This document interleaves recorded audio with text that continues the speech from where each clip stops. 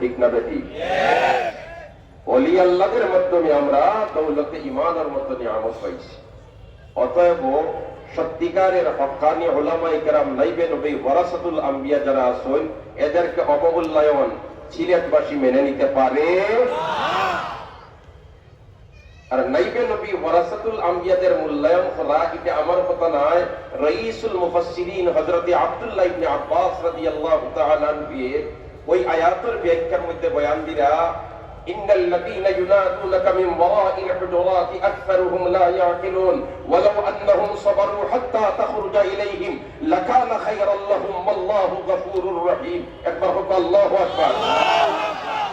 আব্দুল্লাহ ইবনে আব্বাস রাইসুল মুফাসসিরিন, আব্দুল্লাহ ইবনে আব্বাসের মতো মুফাসসির অতীতেও গুজরিছেন না, বর্তমানেও নাই, আর কিয়ামত পর্যন্ত আইবা বলিয়া কোনো সম্ভাবনাও নাই। আব্দুল্লাহ ইবনে আব্বাসে ফরমাইন ও আয়াতের তাফসীরের মধ্যে যে একজন নাইবে নবী ওয়ারাসাতুল আম্বিয়ারে ওলাখান সম্মান দেওয়া দরকার, যেলাখান নবী রাসূলের সম্মান দেওয়া দরকার। জোরে হোক সুবহানাল্লাহ। এমনি উদাহরণ যেমন দিলে আমরা বুঝি নিতাম সহজেই দিব সিলেটি ভাষায়। একজন মানুষ মারা গেছে, তার স্ত্রীর রেহামের মধ্যে দেয়া গেছে একটা সন্তান।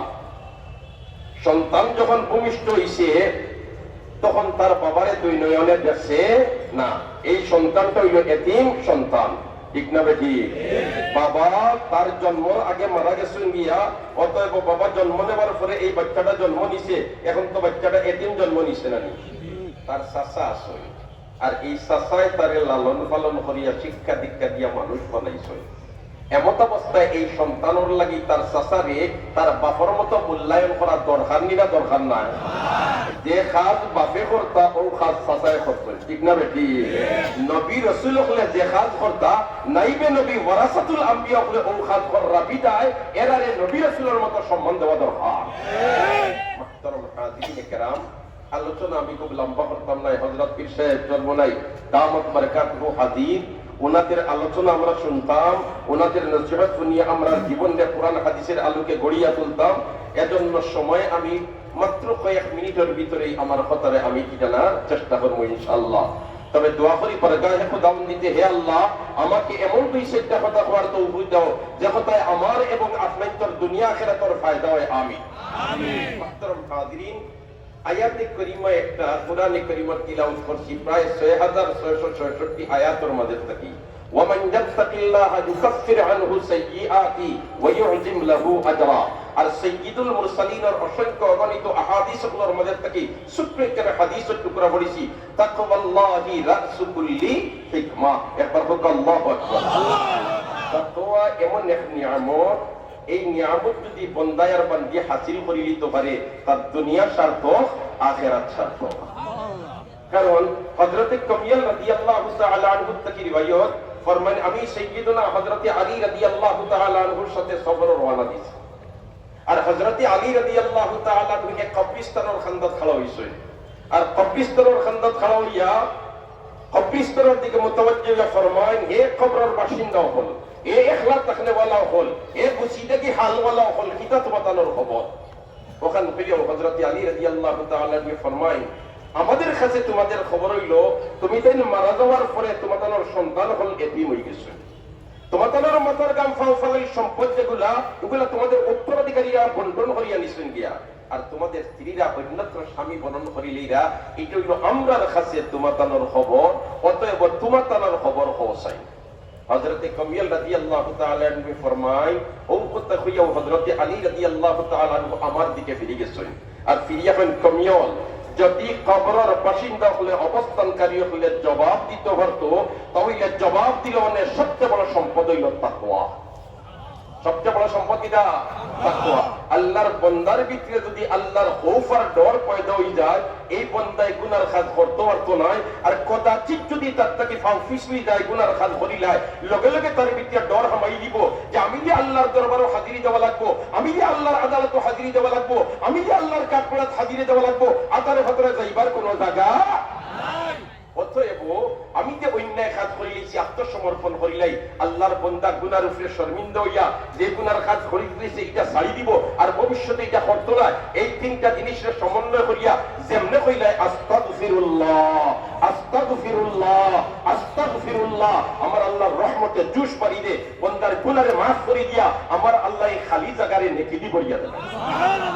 ওয়া ইউবাদদিলুল্লাহু সাইয়্যাতিহিম হাসানাত। একবার হোক আল্লাহু আকবার। হাজিরিনে কেরাম, তাকওয়া এমন এক নিয়ামত, সুবহানাল্লাহ।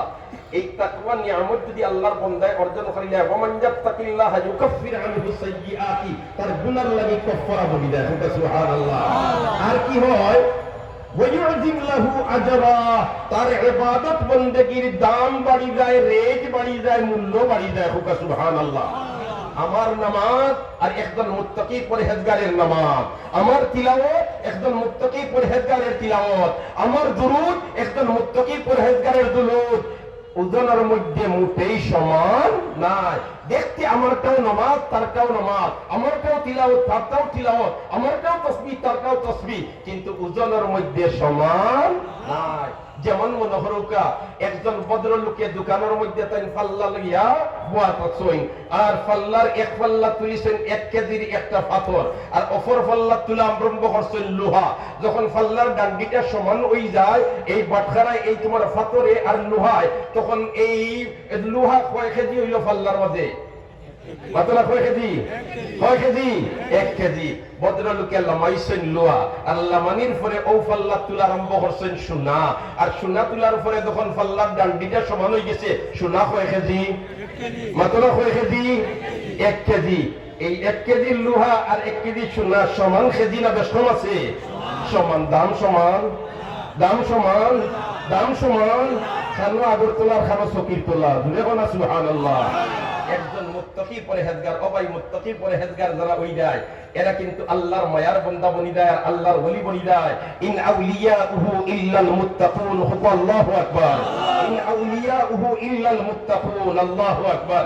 মুস্তাফালার বুজুর্গ হলার যারা মুত্তাকি পরহেজগার খোদাবিরু আল্লাহ ওয়ালা বনি যায়, এরা কিন্তু শেষ রাইত দিয়া কুরবানি ছাড়ে। ঠিক না বেঠি? আজ আমরা জমিনের উপরে নিশ্চিন্তা চলাফিতা করতাম পারলাম একমাত্র আমরা আকাবিরিন বুজুর্গানে দিন হলর শেষ রাইত দিয়া শুকর ফালি ফালালির কারণে। তারা শেষ রাইত দিয়া আল্লাহর কুদরতি ও সজিদা ছড়ে আর খান্দে, হয় আল্লাহ আসমানের গজবে আসমান উঠাইলো, জমিনের গজবে জমিনের নিচে দাফন করিলাও, আর উম্মতে মুহাম্মদির জমিনের উপরে আপনি মাহবুদে চলবার মতো তৌফিক দিয়া দিলাম। তার শুকর ফানির বদৌলতে আমরা জমিনের উপরে নিশ্চিন্তা চলাফেরা করিয়া। ঠিক না বেঠি? ইস্তেগফার বুজুর্গ হল। আল্লাহু আকবার। হোক আল্লাহু আকবার।